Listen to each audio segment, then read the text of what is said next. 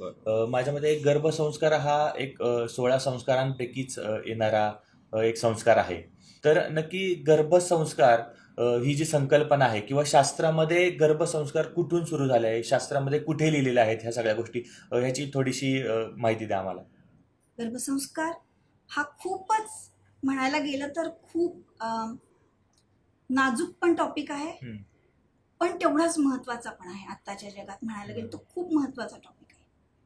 तर गर्भसंस्कार, गर्भ म्हणजे वूम, बाळ जे आपल्या येणार आहे, पुढचं पिढी पुढे नेणार आहे. बरोबर.